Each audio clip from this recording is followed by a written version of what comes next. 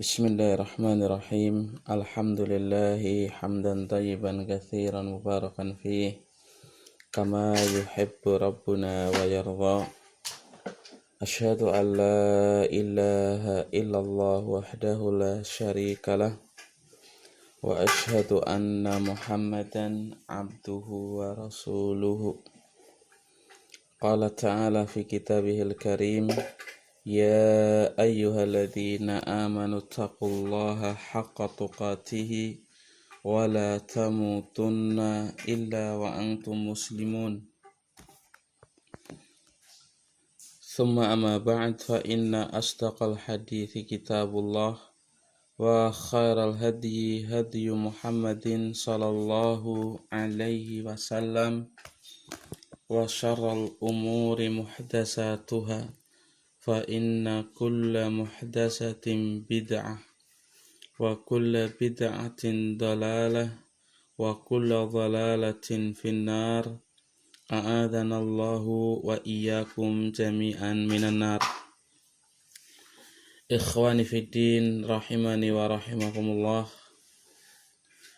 Marilah yang pertama kita senantiasa memuji Allah Subhanahu wa ta'ala, bersyukur kepada Allah Tabaraka wa ta'ala yang telah memberikan kepada kita sekian banyak bentuk kenikmatan-kenikmatannya. Perlu kita ingat bersama, kenikmatan yang sangat besar ialah tatkala seorang hamba diberi hidayatut taufik oleh Allah Subhanahu wa ta'ala wal istiqamatu 'alaiha, dan istiqamah di atas hidayah taufik tersebut. Ini harus senantiasa kita ingat dan harus kita fahami bahwasanya inilah kenikmatan yang sangat besar yang wajib untuk kita syukuri, yang wajib untuk kita jaga. Kenikmatan tatkala seorang hamba diberi hidayatut tauhid, yang mana at-tauhid merupakan sumber asas kebahagiaan seorang hamba tatkala di dunia dan tatkala di akhirat nanti. Kemudian yang kedua, tatkala seorang hamba diberi hidayah oleh Allah Subhanahu wa ta'ala, bisa mengikuti as-sunnah, petunjuk yang dibawa oleh Rasul sallallahu alaihi wasallam, jalan yang dibawa oleh Rasul sallallahu alaihi wasallam. Barakallahu fikum. Masyiral muslimin, ikhwani fiddin rahimani wa rahimakumullah. Inilah kenikmatan yang sangat besar yang harus senantiasa kita jaga, yang harus senantiasa kita syukuri kenikmatan tersebut. Kemudian terkait dengan apa yang sedang melanda di negeri kita ini, dengan adanya suatu wabah, maka di sini saya ingin mengingatkan beberapa hal yang semoga itu bermanfaat untuk diri saya sendiri dan kepada para ikhwah yang mendengarkannya. Yang pertama, kita harus mengimani bahwasanya wabah yang terjadi ini adalah semua kehendak dan takdir dari Allah Subhanahu wa ta'ala. Karena ini prinsip kita. Apapun yang terjadi, bentuknya apapun yang terjadi, itu adalah takdir dan kehendak dari Allah Subhanahu wa ta'ala. Oleh karena itu, wabah adalah sebagai rahmatan lil mu'minin, sebagai rahmat bagi orang-orang yang beriman. Oleh karena itu, hendaklah seorang muslim menghadapi wabah ini yang pertama dengan kesabaran. As-sabr, ini yang pertama. Harus menghadapinya dengan kesabaran. Jangan berkeluh kesah. Jangan tasakhut. Itu banyak berkeluh kesah tatkala menghadapi musibah tersebut atau ujian-ujian tersebut. Menghadapinya dengan kesabaran. Jangan berkeluh kesah, mencaci maki Allah Subhanahu wa ta'ala. Barakallahu fikum. Sehingga Al-Imam Muhammad ibn Utsaimin rahimahullah menyebutkan di dalam sebuah kitab Syarah Riyadhus Shalihin, beliau menyebutkan maratibun nas inda husulil masaib, tingkatan-tingkatan manusia tatkala datangnya sebuah masaib, sebuah musibah.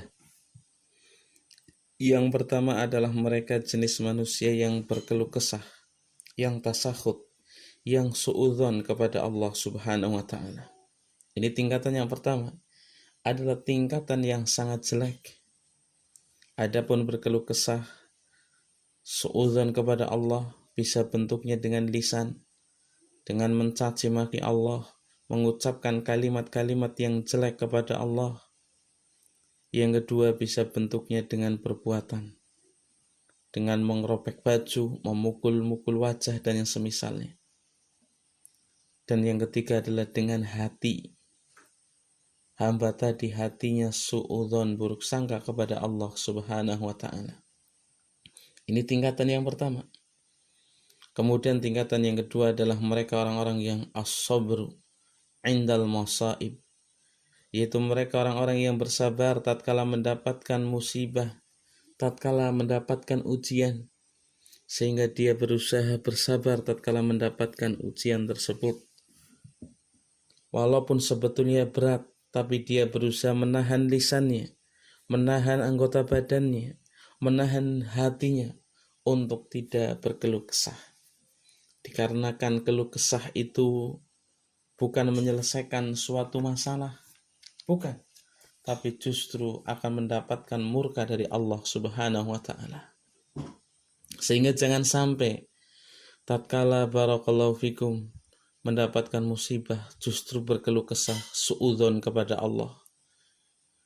Dengan adanya virus seperti ini, rezeki saya jadi sempit, ini dan itu. Rezeki kita yakin tidak akan terkurangi sedikit pun. Apa yang sudah ditetapkan oleh Allah Subhanahu wa ta'ala, pasti kita akan mendapatkannya. Dan apa yang belum ditetapkan, kita tidak akan mendapatkannya. Sehingga sekali-kali jangan sampai berkeluh kesah. Justru kita mengharap pahala dari Allah Subhanahu wa ta'ala dengan kesabaran. Disebutkan di dalam hadisnya Anas ibn Malik radhiyallahu ta'ala anhu. Qala Rasulullah sallallahu alaihi wasallam. Kata beliau, inna idhamal jazai ma'a idhamil bala. Wa inna allaha idha ahabba qawman ibtalahum. Faman radhiya falahu ridha. Wa man sakhata falahu sakhat. Dari Anas ibn Malik radhiyallahu ta'ala anhu, beliau menyebutkan, bersabda Nabi sallallahu alaihi wasallam, sesungguhnya besarnya al-jaza, besarnya balasan, itu sesuai dengan besarnya al-bala, ujian yang dia dapatkan. Dan sesungguhnya Allah apabila mencintai suatu kaum, ibtalahu, maka Allah akan menguji mereka. Faman radhiya falahu ridha, maka barang siapa yang ridha dengan ujian tersebut, maka dia akan mendapatkan ridha dari Allah Subhanahu wa ta'ala. Dan barang siapa yang dia berkeluh kesah, barang siapa yang dia itu berkeluh kesah, tasakhut, maka dia akan mendapatkan murka dari Allah Subhanahu wa ta'ala. Barakallahu fikum. Maka tingkatan yang berikutnya adalah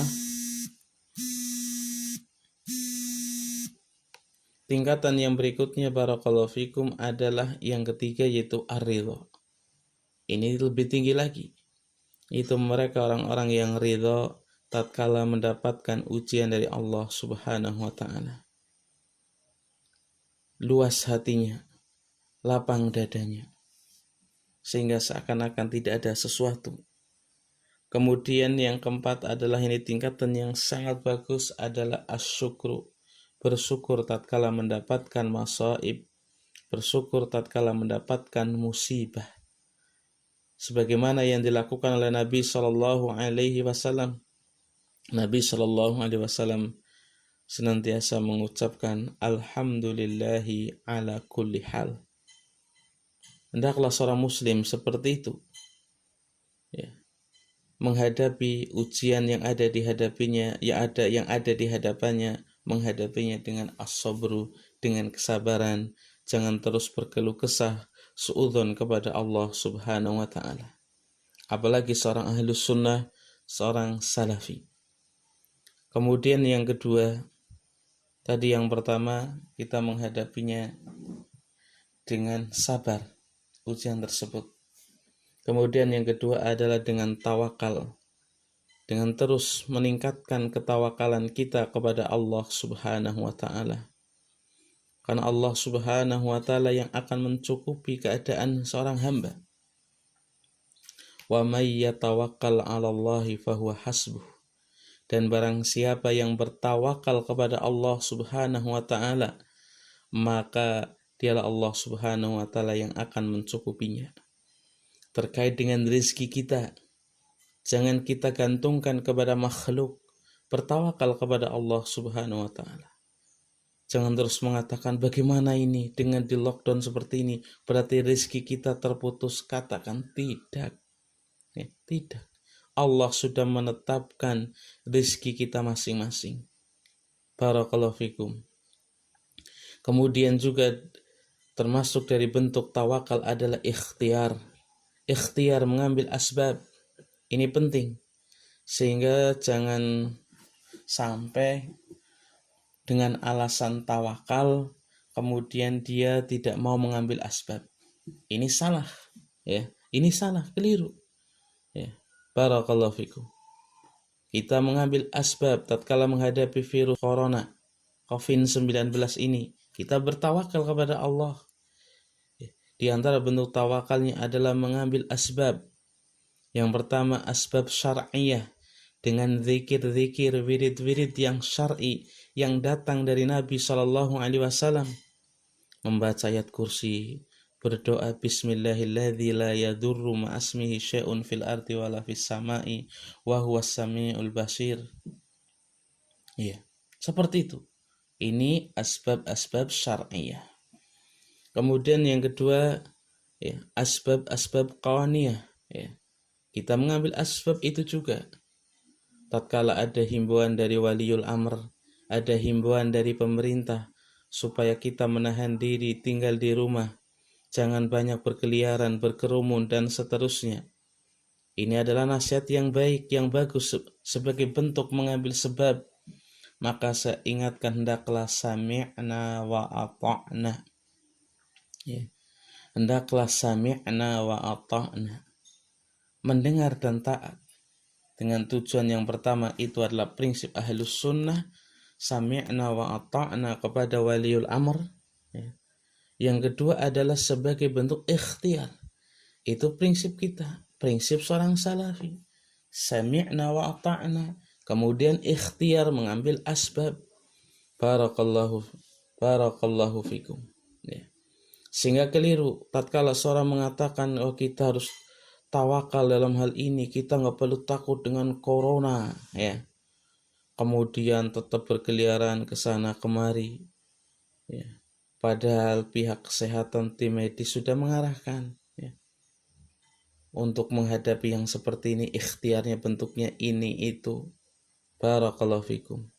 Inilah yang namanya tawakal. Sehingga jangan sampai tawakal itu difahami itu tidak dibarengi dengan asbab. Ya, jangan sampai seperti itu. Ini keliru. Wallahu ta'ala a'la wa a'lam.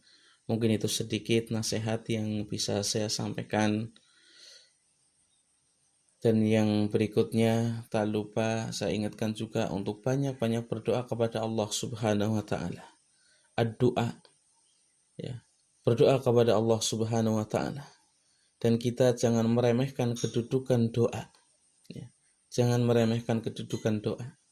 Di waktu-waktu mustajab berdoa meminta kepada Allah Subhanahu wa ta'ala, semoga Allah segera mengangkat wabah ini, mengangkat musibah ini. Barakallahu fikum. Ini penting sekali untuk kita perhatikan. Banyak-banyak berdoa kepada Allah Subhanahu wa ta'ala. Allah telah menyebutkan di dalam Al-Quran, wa qala rabbukum ud'uni astajib lakum innal ladzina yastakbiruna an ibadati sayadkhuluna jahannama dakhirin. Dan Rabb kalian telah berfirman, telah mengatakan, berdoalah kalian kepadaku, niscaya aku akan mengijabahi, akan mengabulkan doa-doa kalian. Dan orang-orang yang sombong, yang yastakbirun, mereka akan masuk ke dalam neraka jahanam dalam keadaan dakhirin, dalam keadaan hina. Ya. Berdoa kepada Allah Subhanahu wa ta'ala, berdoa supaya tetap diberi keistiqomahan oleh Allah Subhanahu wa ta'ala. Ini penting. Minta kepada Allah, Allahumma ya muqallibal qulub, tsabbit qalbi ala dini. Wallahu ta'ala a'la wa a'lam. Ini yang bisa saya sampaikan, dan saya mohon maaf atas kekurangan dan kekeliruannya. Subhanakallahumma wa bihamdika asyhadu an la ilaha illa anta astaghfiruka wa atubu ilaik. Walhamdulillahirabbil alamin.